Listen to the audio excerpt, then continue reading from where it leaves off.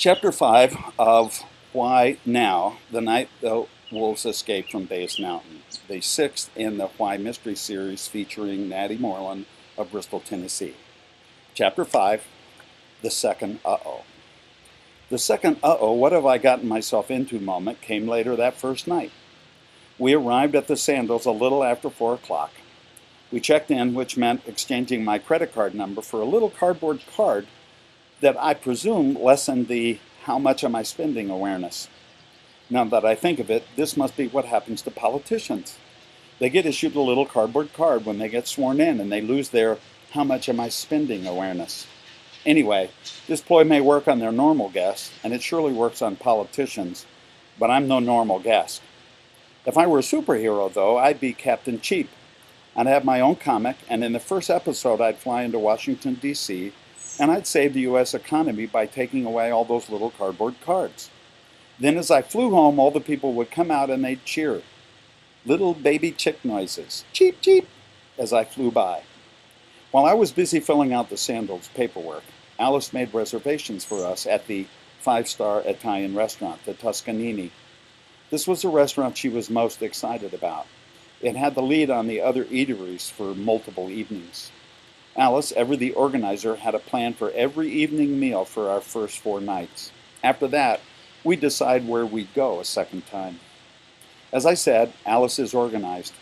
She is as organized as I am not. She knew the Sandals literature inside and out before we got on the plane.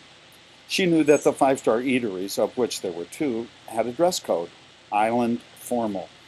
Men were required to wear long pants and shirts with sleeves and a collar. They did not require dress shirts or dress pants.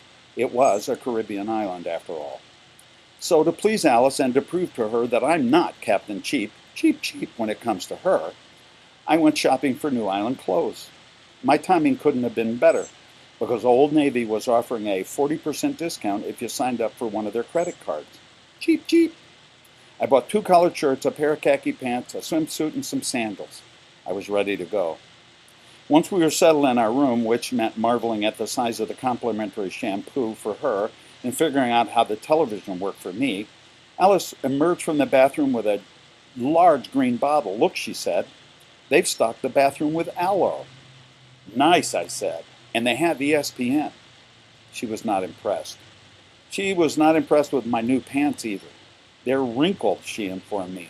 "They have no crease." "I'll fix it. I'll promise," and I did. She watched as I ironed out the wrinkles and put a beautiful crease down my Old Navy khakis. I did not iron up around the pockets, as no one would tuck an island shirt in anyway. The crease wouldn't have to last the evening. It only needed to get us seated. When the time came, we took our dressed-up selves and made our way to the restaurant. I was styling in my new duds, which could never match how beautiful Alice looked. But that wasn't the goal. The goal was to at least avoid comments like, "Is this your daughter?" or looks that said, "That guy must be rich." We arrived at the Toscanini 15 minutes early. Alice apologized for being early. The hostess flashed an enormous toothy smile and uttered the words we would hear all week. "No problem," she told us. Then to me she said, "That'll give you time to get shoes." Alice looked at me like she had been told she was on fire. I looked down at my only shoes, which I brought, sandals, and I wanted to say, "How about that crease?" But I didn't.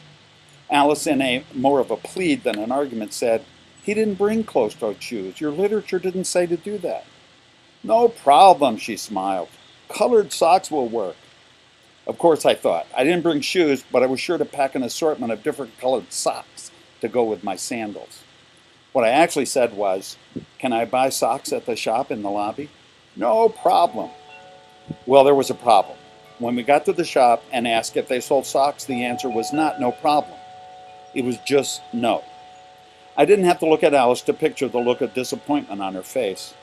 Lucky for me, though, just outside the clothes shop were 2 pool tables, and there were 2 couples playing pool.